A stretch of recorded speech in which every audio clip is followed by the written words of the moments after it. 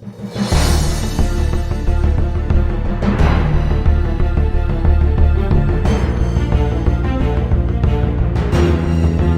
à tout le monde, j'espère que vous allez bien. Aujourd'hui on se retrouve dans une nouvelle vidéo. Ce sera un vlog très spécial, un endroit que j'aime énormément. J'avais envie de vous partager ces images et ces vidéos. Avant de commencer cette vidéo, je voulais revenir sur ma série de l'Euro 2021. Si ça vous intéresse que je fasse les derniers épisodes des phases finales de l'Euro, dites-moi en commentaire, ou sinon laissez votre like en bas de la vidéo. Sur ce, je vous laisse avec la vidéo. J'espère que vous allez l'apprécier et profitez bien. Bon, on est au début de la montée. C'est parti dans la forêt, tranquille. Cette montée que j'ai empruntée se retrouve à 5 minutes du téléphérique du Salève. Vous pouvez monter par 3 sentiers. Celui-ci est le plus facile à monter. Après, vous avez un peu plus loin, côté français, il est déjà plus compliqué. C'est celui-là que vous verrez plus tard, par où je suis descendu. Et vous avez le troisième qui est plus long. C'est des montées qui ont leurs caractéristiques et ça rend leur charme. Ça vaut la peine. Chacun va à son rythme et pas besoin d'aller trop vite parce que tout est bien balisé et ils ont bien organisé la structure.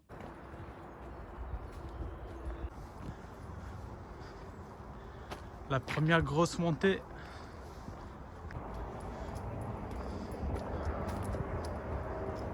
Allez, on part sur des escaliers.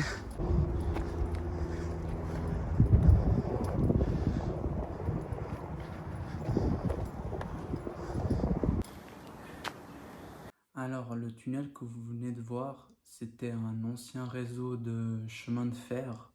Il a desservi entre 1892 et 1935. Il reliait la chaîne du Salève entre le Petit Salève. Monoutier, c'est un petit village qui est à 700 mètres d'altitude. Et il faisait un peu le tour. C'était un train crémaillère électrique, le premier train électrique du monde. Et ils ont arrêté de fonctionner dans les 1930. Il y a eu le téléphérique qui est apparu en 1932. Le téléphérique il a été reconstruit dans les années 80. Et voilà, une petite explication de l'histoire du Salève.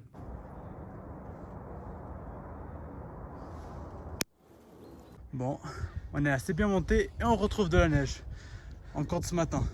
Bon, arrivé au sommet. Après une bonne heure de marche. Juste la vue qu'on a depuis le téléphérique, juste magnifique. On peut tout voir. Bon, on est reparti. On est à 1080 mètres. On va aller jusqu'à l'observatoire. On va bien monter là.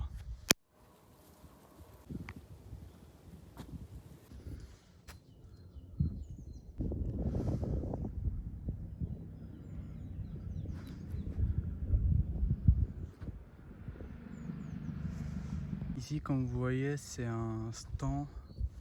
Ici, il y a des gens qui se lancent en parachute. Bon, on est arrivé à l'observatoire. On est aux alentours de 1250 mètres d'altitude.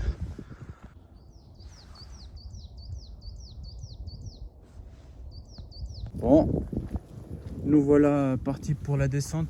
Retour sur Genève.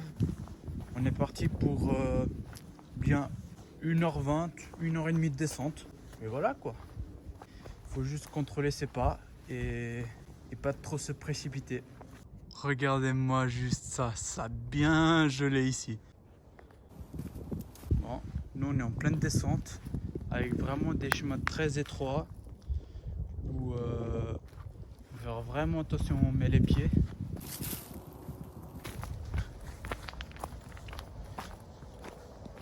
Bon, toujours en pleine forêt, en pleine descente.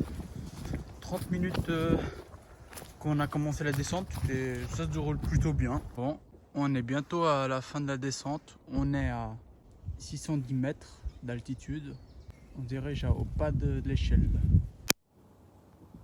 Alors les prochaines photos et vidéos que vous allez voir, c'est dans un autre lieu, un peu plus loin sur la chaîne du Salève. Et je vous laisse avec la suite. Bon visionnage. Bon, ici on se retrouve dans la commune de Beaumont. Et là de ce côté on peut apercevoir les montagnes du Salève.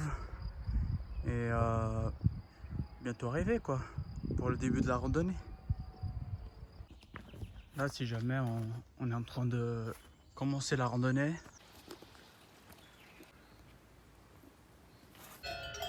Là si jamais c'est la vue qu'on a à partir de la tuile. On est environ à 1100 mètres d'altitude. Mais la vue elle est juste incroyable. Rien à dire. Nous voici dans la dernière partie de ce vlog sur le Mont Salève. Il y aura encore des belles choses que je vais vous montrer. Alors restez bien jusqu'à la fin et je vous souhaite un bon visionnage. Nous voici tout au haut du Salève. On se retrouve à côté de la vue des Alpes. Je vais vous donner une petite explication du lieu nommé la vue des Alpes. C'est un endroit qui culmine à 1300 mètres d'altitude où vous pouvez apercevoir diverses montagnes, tous alignés les unes contre les autres. Vous pourrez apercevoir par exemple le Mont Blanc, plein de montagnes dans le territoire français et côté suisse aussi. Et ça vaut la peine de s'arrêter car c'est un incroyable endroit. Et je vais vous donner une deuxième information sur le Mont Salève dans la vidéo suivante. Je vais vous donner une information sur le Mont Salève qui s'étend sur 21 km. Ça commence du Petit Salève, 900 mètres d'altitude, en passant par le col de la Croisette à 1175 mètres. Et le point le plus haut, c'est à 1379 mètres, où il y a la tour des Pitons. Cette chaîne, ça appartient aux Préalpes du Jura français. En plein sentier, direction Trou de Latine. Comme vous voyez, on n'a pas beaucoup de marge d'erreur. Du coup, faut bien savoir mettre les pieds et toujours avoir un pied devant l'autre pour avoir une certaine stabilité. Nous voici au Trou de Latine. Comme vous voyez, c'est assez rocheux.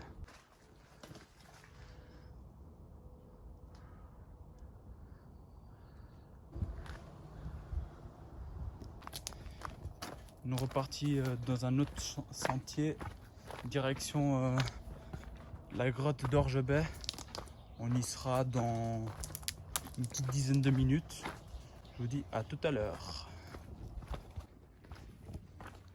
Nous voici à l'entrée de la grotte d'Orgebet. Là, ça va être un peu sombre. Là, c'est un petit trou qu'il y a.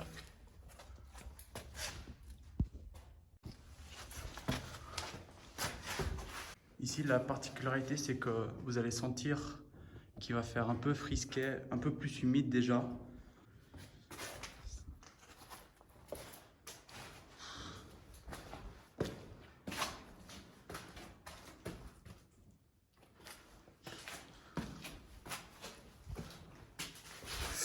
Je vais vous montrer vraiment le fond de la grotte. Ici, la température, elle doit être entre 10 à 15 degrés.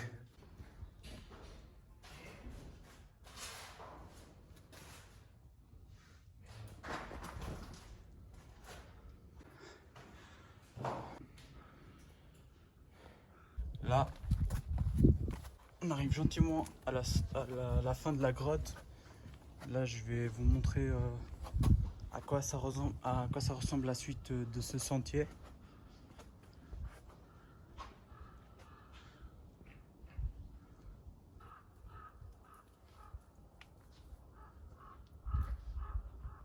Nous voici devant l'entrée de la grotte du Diable.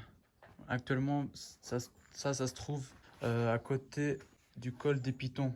À 5 minutes de là, on a la tour, le Grand Piton. Je vais vous montrer ça plus tard.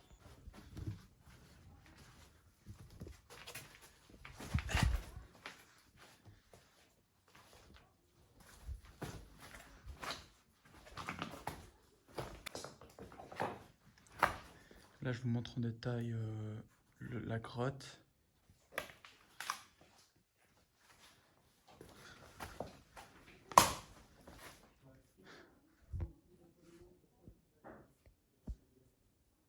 Nous voici dans un ancien restaurant. Entre-temps, il y a quelques années, il avait brûlé. Du coup, ils ont laissé les édifices après. Et du coup, ça se trouve juste au-dessus de la grotte du diable.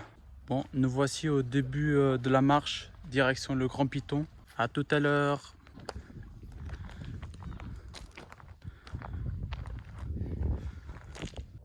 Ceci est le Grand Piton, on est à 1379 mètres d'altitude. On a cette vue à partir d'ici.